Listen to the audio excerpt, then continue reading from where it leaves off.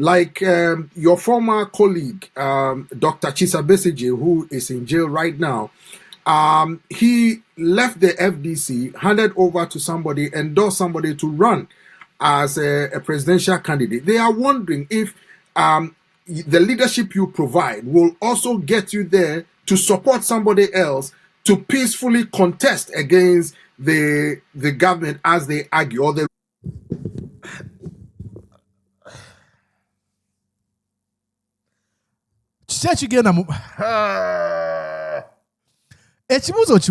Now, Peter, I am glad. Anyize. First of all, you seem to be in a rush to sweep me off the matters that are concerning and are pertinent right now. Anyize amugamba olinganga ali mukudduka okuzijja ku nsonga ez'enkizo mu kana akaseera twogera kuwamba abantu kubatulugunya kubatta kuwamba abantu mikwano gyange kukola bikolobero byonna byonna ontwala wa Besigye naawe akaseera kajja kutuuka oweeyo obukulembeze mu mirembe biki bye twogerako. There's something to address. There's an elephant in the room we have to address.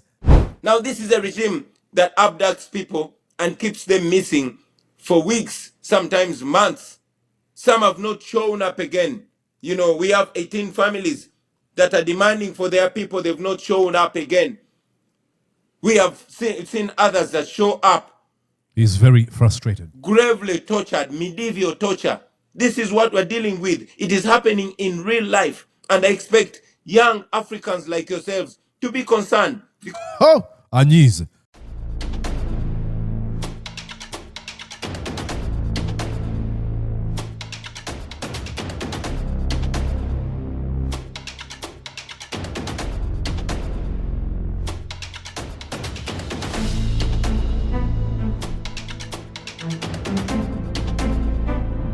And yes, indeed, okusinzira munda mu ggwanga ali United States of the America ogamba otyo okansumenti oli bulungi nze Mordecai Murisa nkwaniza ku mukutu gu Mordecai Murisa live oba nfuna buterevu okusinzira wano munda mu ggwanga ni USA kanso bitambula nkwebaza gwe ali naffe weetegese tusimbule nkiwantu weetegese olire ngoma awo ng'otegeera tusimbudde ladies and gentlemen ng'otegeera tusimbudde happy Sunday mwenna abali mu kulaba nange mbagambe kamba kubemu kanene akasaati ndowooza kalina kubeera ku beach tulina kubeera ku beach nga tulya bulamu neŋŋambye ani agaana nze president ow'omukutu gu Mordecai Murisa live so president agambye kakube ku buvaazi. Oh my lord tusagamu naye nga tuli very serious. Ladies and gentlemen, banji bansabye ndi mukubaanukula Mordecai tuyagala interview ya Bobi Wine eyo gyebadde omukambwe gye yakambuwalidde munnamawulire tujagala mu Luganda twagire mu Lungereza ntuuse nga VJ Mordecai Murisa weetegese VJ akuvuunulire. Are you ready? VJ, okay, VJ Murisa. Ne bajja bagamba yali musajja mulwanyizi wa ddembe kyokka abamubuuza bibuuzo bya kisiru. Yabeeranga ku zi interview mu kifo ky'okumubuuza ku kulinnya eddembe ly'obuntu okuwamba abantu okubatulugunya n'okubatta baamuzanga mu bibuuzo bitakola mulamwa nga bamugamba nti wandibanga oli mubuuza nnyo ne Museveni. Lord waya zaavaako nga mukambwe ebitenkanika yatunulira ekisajja kyali kimubuuza nakigamba lwaki tonneesonyiwa ggwe.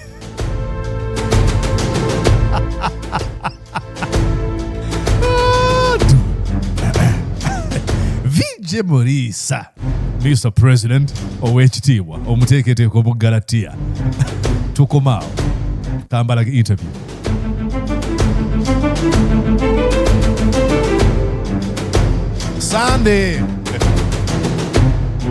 Sunday tunyumirwamu olire. Alright, ladies and gentlemen, waliwo ebintu bingi ebyogerwa narratives ezitambuzibwa abantu ba apologists oba abaagala obufuzi obwamusibira mu bwa Museveni. Abamu tebabwagala nti kubanga bwa nsonga. Absolutely not. Ninokyusa headphones zino.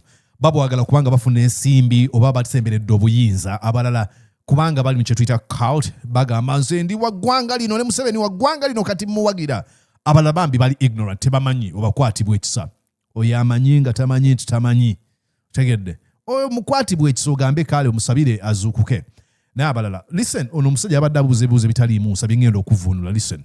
Now, in your earlier submission, you talked about the fact that you had to run away from the country due to your life being threatened or your life being in danger. But some people are questioning that because they said you said your life was in danger, but you were constantly on social media platforms, videotaping yourself, talking in some areas or in some parts of Uganda before leaving. And that they said this is just a mere publicity stunt just to... Ulira. Mbagamba ogamba nti obulamu bwali mu matigga naye weekwatanga ku butambi yeefudde awangalira mwaka 1800 weekwatanga mu butambi bagamba nti oli mu buzannyo okay genda mu maaso mijagulo.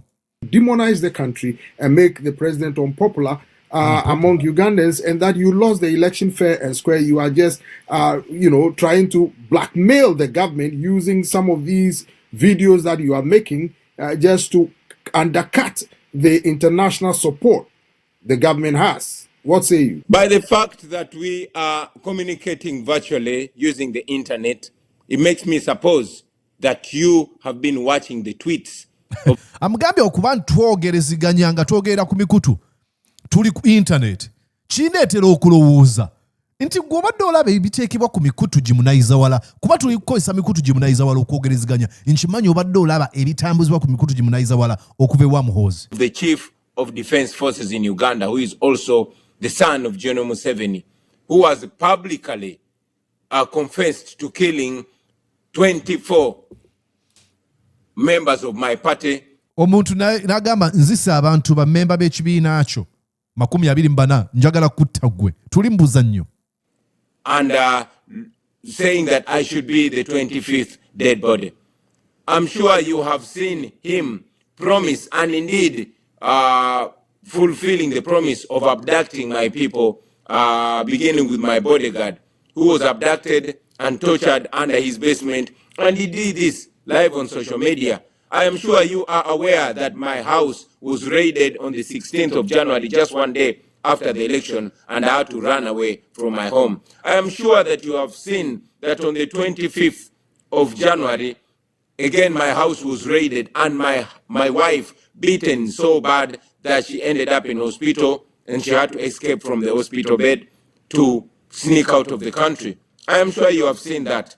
And anybody that calls this a publicity stunt, I am not sure what to call this. My home was taken over. Awe ebyokulabirako nga mutwalo omuli okuwamba okusalako amaka ge okuwamba mukyala we okukuba mukyala we n'ebizze byonna nga bimukolebwako n'agamba oyo bino abiyita akazannyo mba simanyi kyakumuyita. And occupied by the military until yesterday, when out of shame and out of international pressure, they had to leave my country.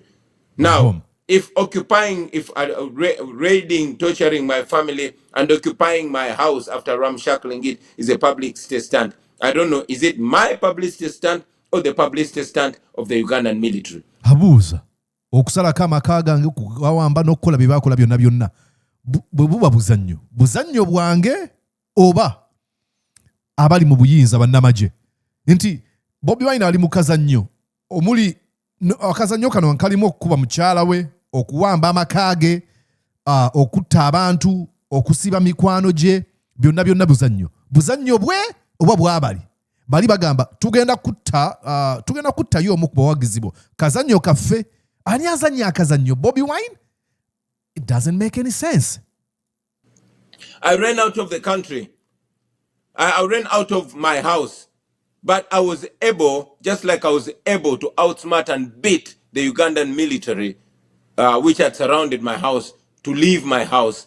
I was able to beat them to close to 2 months when I was within the country. But I had, like I mentioned, that I ran out of my house and was in hiding to be sure that I communicate to the world. I'm sure if I stayed, I would either be dead or completely tortured. I would not be able to communicate to the world. Agamba nti adduka yasobola okusimattuka ekikwekweto ekyali ky'okumukwata okusobola okubeera ng'ayogerako eri abantu n'okutuusa ng'akyasobola okwogerako eri eggwanga n'ensi yonna okutwaliza wamu nga bw'agamba nti taba kusimattuka singa mufu oba singa yatulugunyizibwa nga tasaana kwogera tosaana kukibuusabuusa ekyo kubanga tukirabye emabega tewali mulala okujjako era nga bagamba nti kano kakodyo bagamba nti luli baamukuba Museveni yamukubira essimu namugamba alo Bobi Wine ngenda kukutulugunya nkuzimbye face ngenda kukukuba naye tuli mu kakodyo kaffe I mean that is oba potato brain simanyi na kumanya bwongo okyo obwo. But ever since I left, I've been able to offer leadership to the forces of change. And indeed, I'm able to communicate to the world like I'm doing now. So if me being able to communicate to the world and expose the atrocities of the Ugandan regime is a publicity stunt, then I don't think that's a bad publicity stunt, is it? Amaliriza, ulira. Agambye nti bwe kuba nganze okutoloka kuba nnamagye ba Museveni nenzija ene Bulaaya okubeera nga njogera ebikolobero gavumenti ya Museveni byeri mu kkola okulwana okulaba nga bagijjako obugabirizi n'obuyambe bwe bagiwa nga kano kakodyo keni mu Museveni kamwogerere bamuggyeko obuyambi na buli kimu kwe kabanga ke kakodyo kuba ebyo bikolwa bisuula gavumenti kitegeeza nti akakodyo kalungi n'agamba si kalungi simbula embalaasi. Well, some people are accusing you of mudding or dirtying up the image of Uganda as a partner to Western countries to bring stability and peace and political peace in the East Africa region, and that by constantly bombarding the international community with what they say fake news of human rights violations and harassment is basically mudding and dirtying the international image of Uganda. Ulira, gaya yogere ali kuzi point zaba NRM. Bobi Wine oyo ali mukakodyo ba ne Museveni beba muyambye n'afuluma ye bamala okwogera ebyo ne bagamba Bobi Wine ayino n'ekifaananyi kya Uganda lwaki agenda e Bulaaya n'ayogera ku Uganda ly'eggwanga lye ne bw'anaajogerera bw'ano agenda okudda we bajja omuziika tusajja kufuuka mu America. Guys, mulondeewo oludda Bobi Wine ayogera gavumenti ya Museveni kubanga ayagala bagijjeko obuyambi egwe oba bali mu kakodyo tebasa keeping us straight oba logic mu bulimba bwe bali mu kkola munyagwa Bobi Wine Museveni yamuyambye okufuluma bakubaganye yayogedde ne Salimu Sali n'amuyamba okufuluma kyokka bamugamba kati atuuse mu America n'agamba tagenda kufuna buyambi kyayagala nkimanya ayagala kusuula gavumenti ya Museveni naye America eri bize mukana akaseera eri mu lutalo otugambye yamuyambye okufuluma agende mu America ngenda kugwa eddalu tebikola makulu Preventing people from coming to invest in Uganda there. Yeah, but if there's anything Anyize. or anybody that is denting the image of the country, those are the atrocities that are being done in our country. You know, where the actions of Adolf Hitler are the ones denting the image of Germany then, or those that exposed it. Nga bw'akugamba nti wabeerawo ekintu ekyonoona ekifaananyi ky'eggwanga bye bikolobero ebikolebwa ku bannansi oba onfunye n'agamba nti Hitler abantu abaali bavumirira ebikolwa bya Hitler be baali bavumaganya eggwanga li Germany oba ebikolwa bya Hitler bye byali bivumaganya eggwanga eryo lekerawo okuwamba okutta okutugunya n'okubuzawo bannansi okubikkirira obuli bw'enguzi obulyake n'obukenuzi obusosoze okunya eddembe ly'obuntu okulinnyirira enfuga ey'amateeka ne ssemateeka w'eggwanga then tewalinze ebyo ne bibanga biri mu Uganda singa njogera ku bintu ebyo no. It's very unfortunate that we seem to we keep having gaslighting where the victim is demonized while the culprit is trying to play innocent. You know, the tortures, the extrajudicial murders that are going on in Uganda are not orchestrated by me, but by the regime. Okutulugunya abantu n'okubatta ebigenda mu maaso si nze abikola, bali be babikola. Kati ate nze mubi nze avumirira nti mulekeraawo okuwamba, okutulugunya, okubuzaawo n'okutta bannansi. Nze mubi, ababikola be balungi. Bobi Wine nayo n'ekifaananyi kya Uganda nga tuyina aduumira ebitongole by'ebyokwerinda mu Uganda, Muhoozi Kainerugaba, apostinga ekifaananyi, ateeka ekifaananyi ku mikutu gimunayiza wala n'agamba nze mutulugunyiza mu ndaba kati nzira kukutta ggwe. Bannange Rwigema yatta abantu batono nnyo, mpulira njagala kumusinga mu kutta. Nze agamba nti bannange musajja mulalu, musirusiru, muwumba tuutu, ngajaba, mumugyeko essimu, mumuteeke mu kkomera, amenya amateeka. Nze mubi oba oyo ani avumaganya eggwanga? Gosh! On the 18th and 19th of November 2020, there was a massacre in the country. I did not kill those people. The Ugandan government killed those people. We went into an election which you and all the world saw turned into a military operation. I did not torture the Ugandans. I did not kill the Ugandans. The Ugandan regime killed the Ugandans.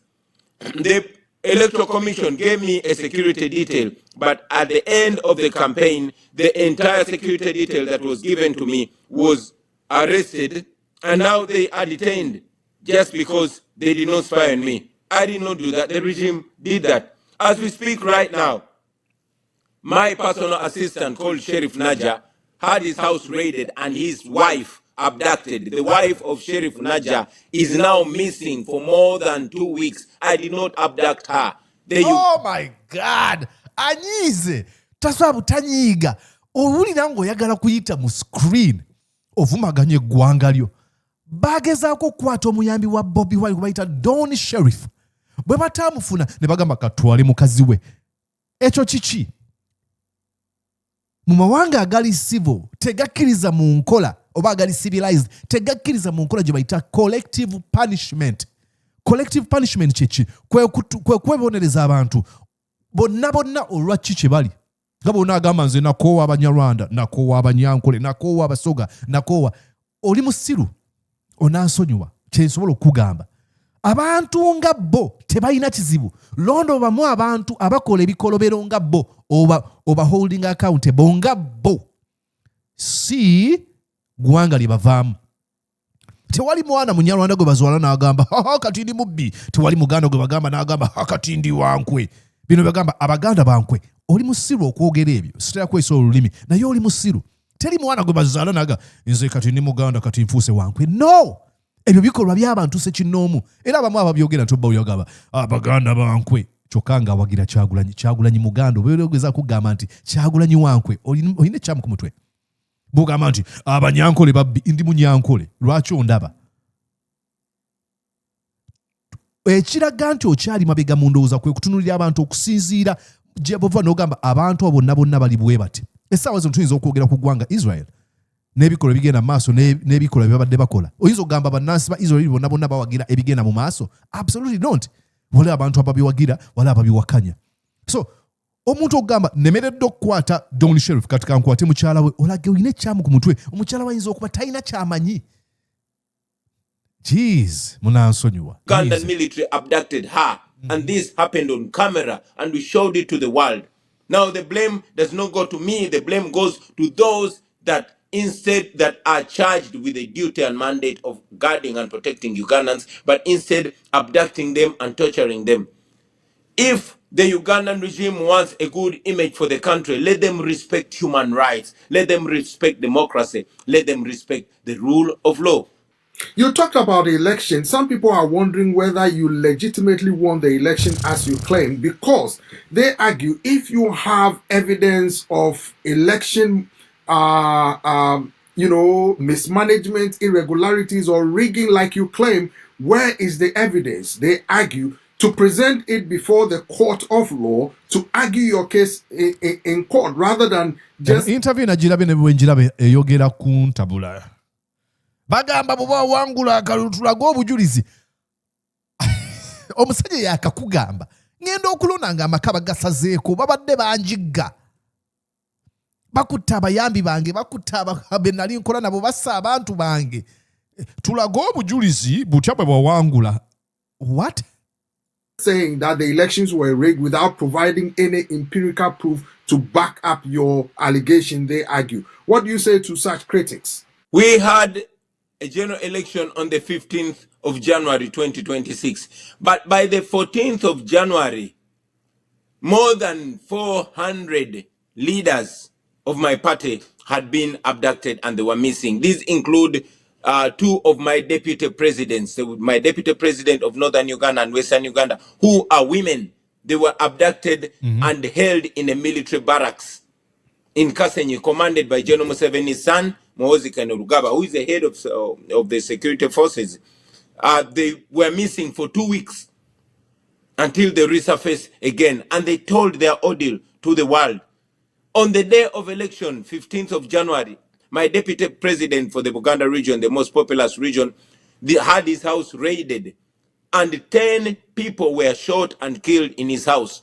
Let me say this again. 10 people were shot and killed in the military, 8 of whom were women. They were killed by Ugandan military and the police. Yeah, abantu batta makaga akubuulidde byonna bazze bakola naye n'agamba enamba kanjiddemu abantu battibwa mu maka g'oyo amyuka mu kibiina kyenkulembera n'agamba basinga kubba basu 8 baali bakyala. Ladies and gentlemen, mbadde njagala ompa obujulizi. What? He was later picked up and is in prison. Many others were picked up.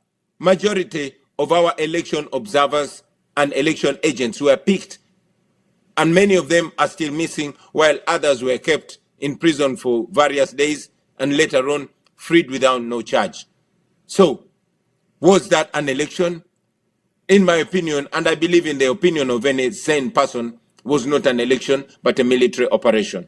Beautiful. So let me ask you this question, because some Ugandans have been telling me that, like your former colleague, Dr. Chisa Besigye, who is in jail right now, he left the FDC, handed over to somebody, endorsed somebody to run as a presidential candidate. They are wondering if the leadership you provide will also get you there to support somebody else to peacefully contest against the government, as they argue, or the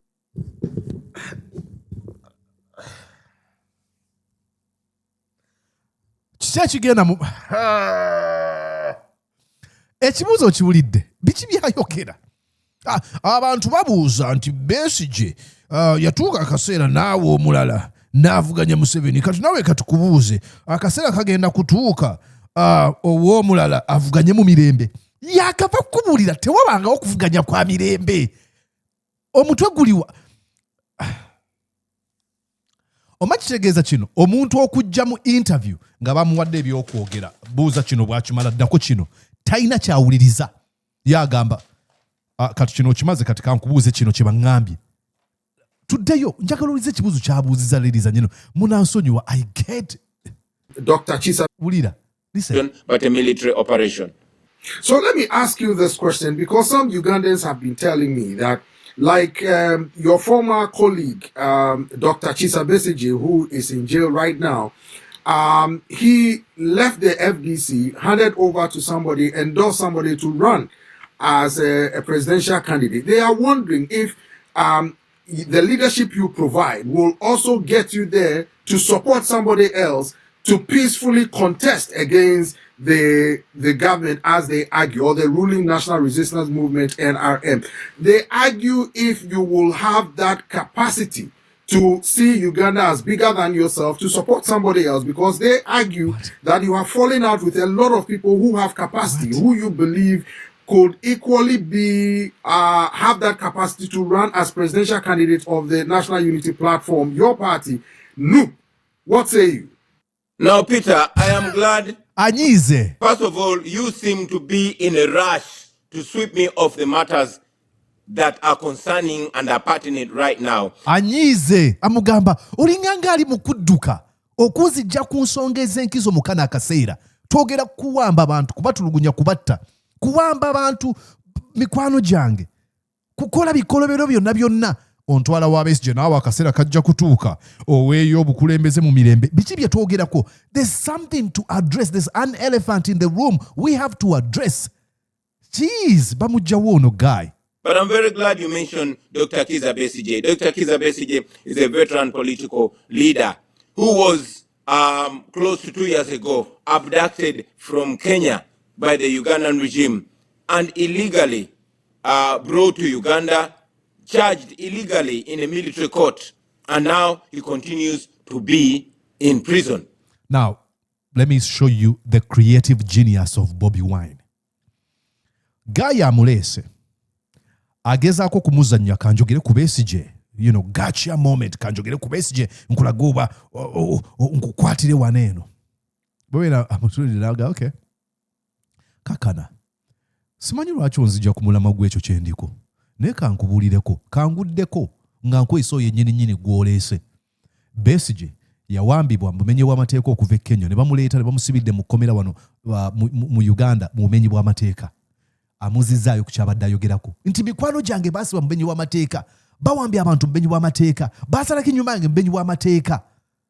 Eyo y'ensonga gye tulina okwogerako, si onaawaayo entebe naawe omulala avuganye.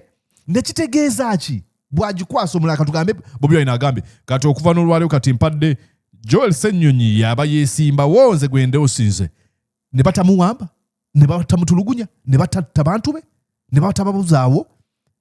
The question is not, oh, tukyusize tufunemu omuntu omulala gye. It is no. Ekizibu kye tulina tusobola okuvaawo. Nno njogera wano ndaba Samson Kasumba mpeereza message. Oyo mukwano gwange tetukkaanya buli kasaa tuba mukkaayana, which is okay. So that should further show you the kind of the regime that you seem very, very eager to protect or have its atrocities swept under the under the carpet. No, I'm not sweeping. When I was showing up, yeah, I didn't know. I was not dying to be president. Yep, my desire to have a free country, to have a country that works for everybody. Ladies and gentlemen, bw'oba olaba ng'otuuse wano tuli mu ddakiika 25 n'omusobyo, situka okuba engalo olw'ekyo Bobi Wine kyayogedde. Nkusabye busabi. Oba bw'oba otudde nga tosobola kusituka, zikubire w'oli. Emirundi 3 tugenda kukiddamu omulundi omulala. 1, 2, 3, let's go. Nti naye sirwana kubeera mukulembeze. It is not about the form, it is about the substance. Sirwana kubeera banda benze president wa Uganda. That's nonsense. I don't care. Ensonga gye bagamba sifaayo kubeera minister, MP, chairman, whatever. I don't care. I do not. Kyensinga okufaako biki bye nsobola okukola nga ndi mu kifo kyonna kye ndimu, seetaaga kubeera minister. Bantu bangi abasobola okubeera baminisita ba Uganda nga bonna tewaliwo n'omu alifuna mukisa kuyimbibwako nga Maddox bwe yayimbaku. Ndowooza twebaze nnyo mukulu Keefa Ssempanji, bw'obanga tomumanyi buuza banaakubuulira. Keefa Ssempanji yakyusa obulamu bw'abaana bangi nga si minister, nga si ssentebe wa kyalo, nga si president, nga si MP. Bobi Wine agamba sirwana kubeera mukulembeze wa ggwanga.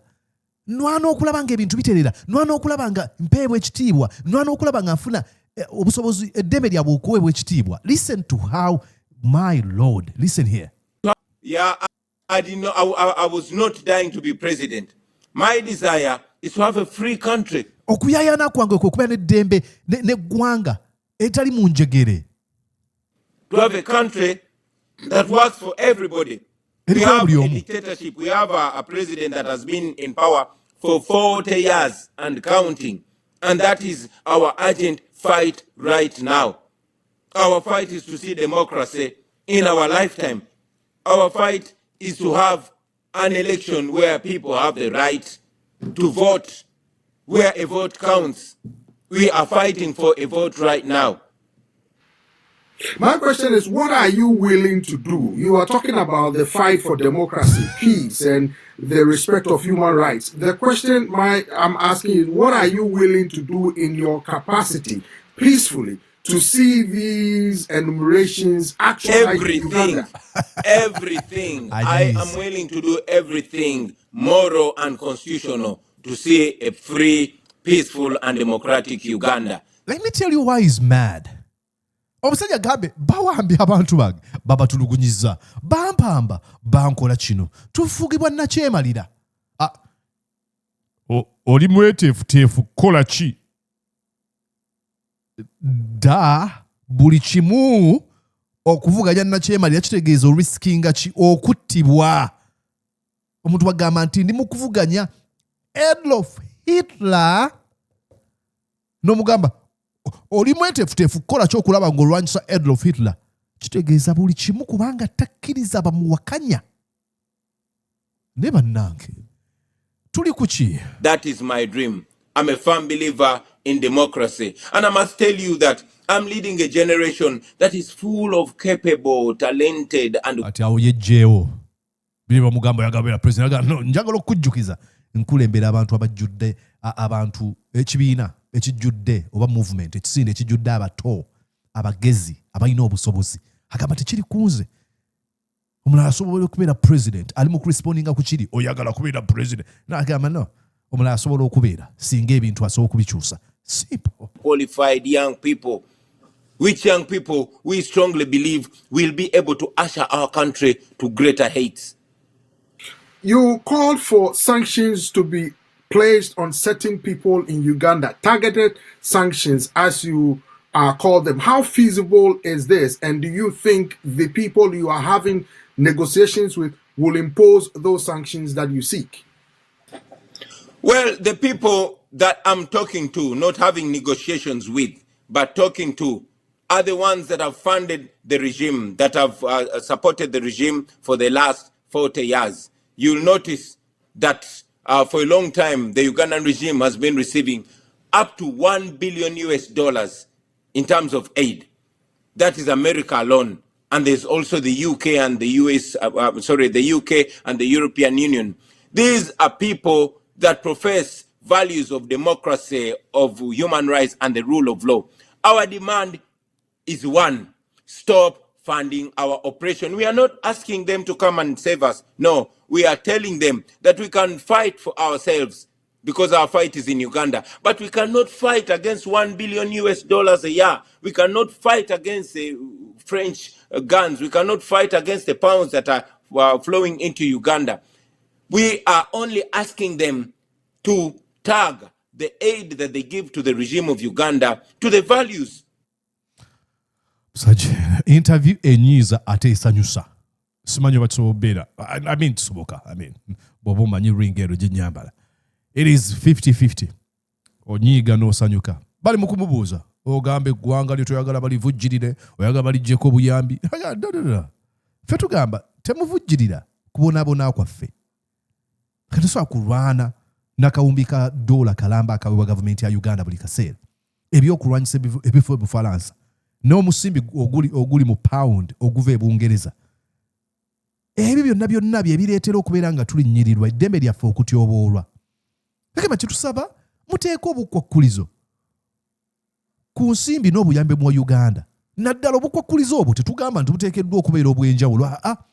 Obukwakkulizo obwo bubeere obw'ebintu bye mukkiririzaamu. Bintu nga ki? Okuwa ekitiibwa eddembe ly'obuntu.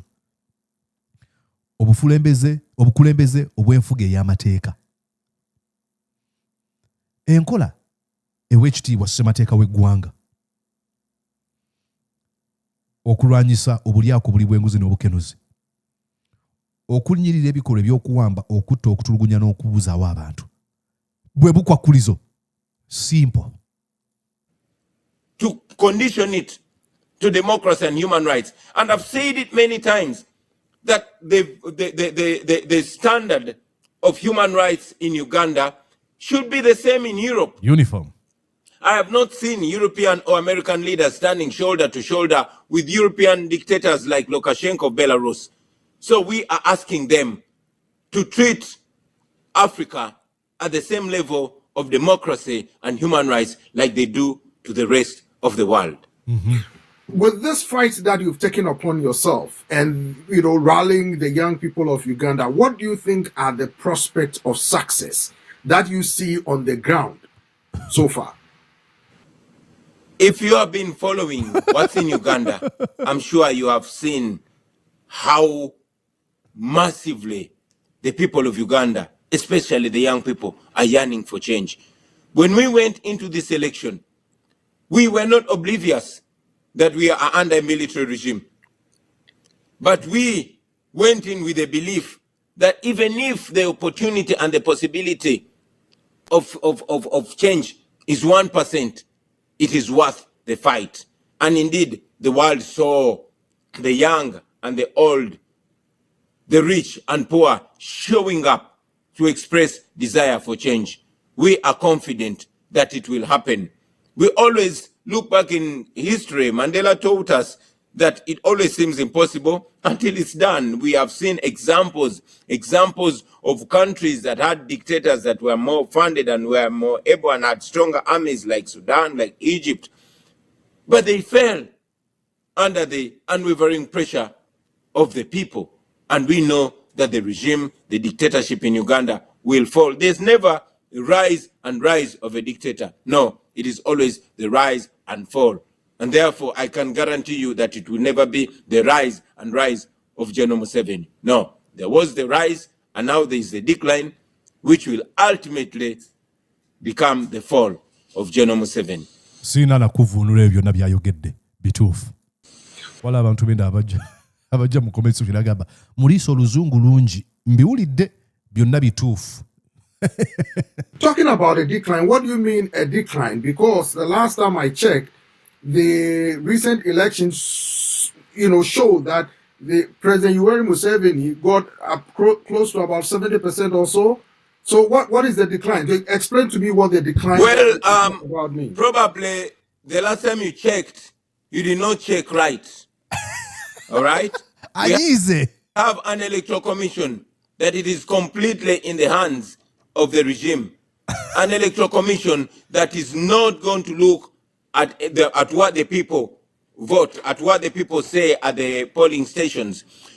I'm sure you are aware that the internet was switched off 2 days to the election. You've not seen that in your country. It happened in Uganda. I'm sure you have seen the military completely taking over the election. And what came out of the polling stations is not what was declared by Mr. Byabakama, the electoral commissioner, the head of the electoral commission, who is a Museveni puppet. That is not what he did, what happened. So I'll tell you that what you saw declared was just, a declaration of the military. He was just ordered to declare what was declared.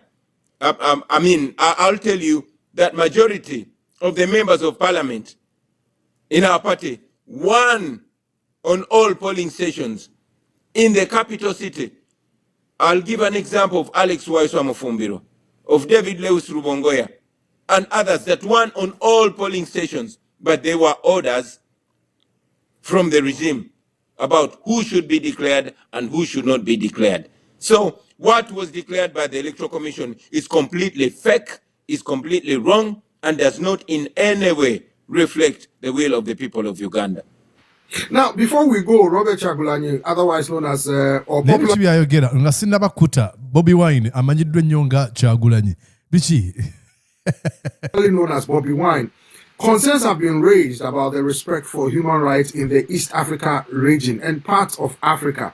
As a main opposition leader who has been championing and calling for the rights of individuals across the continent to be respected, what say you about this? Because people in East Africa have been complaining for some time about right abuses. However, the governments of these countries are saying that their mandate is to protect the life and property of people, as well as maintain law and order. And some of you opposition leaders act as agitators to cause disaffection and undermine the territorial integrity of these countries. So what say you about these back and forth? What say you? As we see it from here. Say you me. You will notice that all those words are just, big English words that are being... Yeah, that is hollow academic language of platitudes and semantics. Oh, let me show you.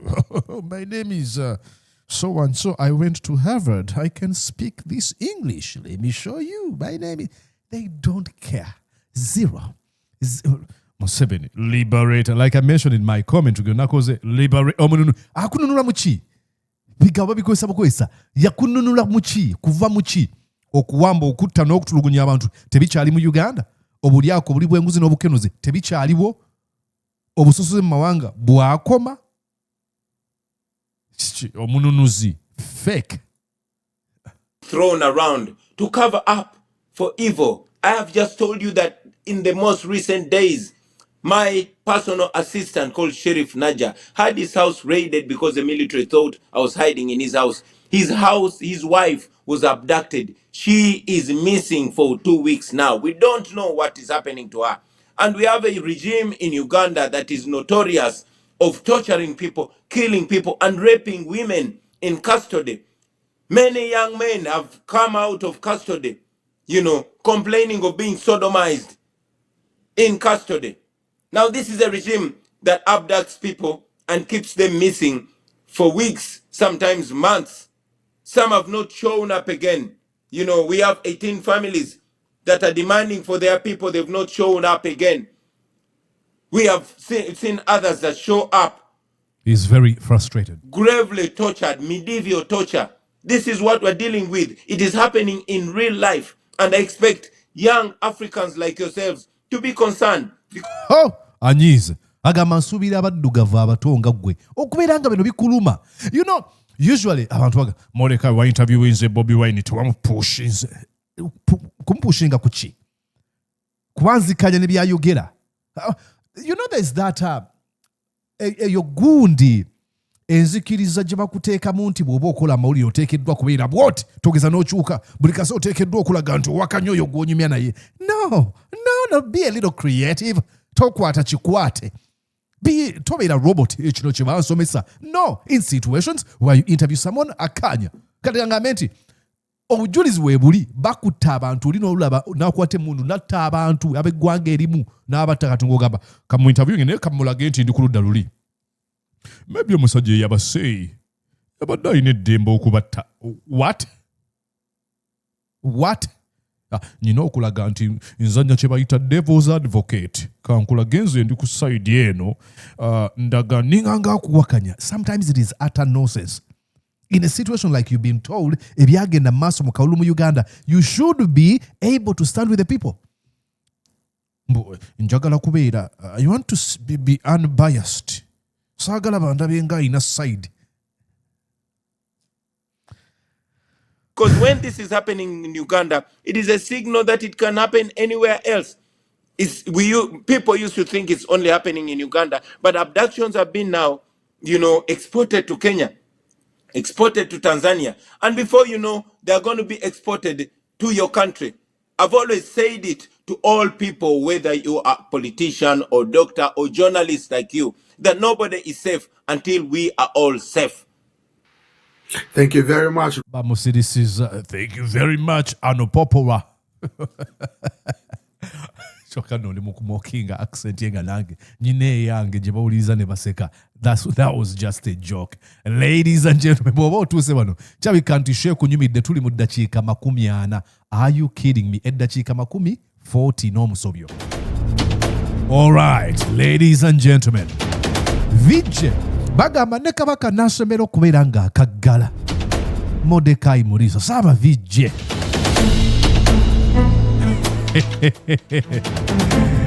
Bano mbeesobolera.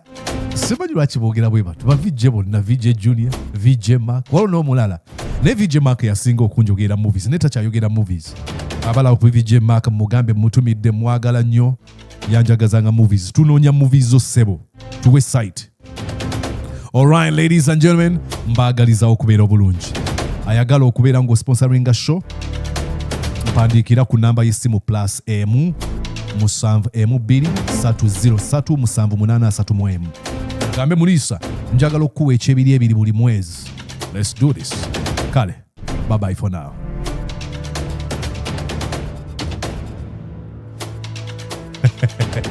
ngenze kulya ate ku kifish kuba nayambadde nga wa ku beach.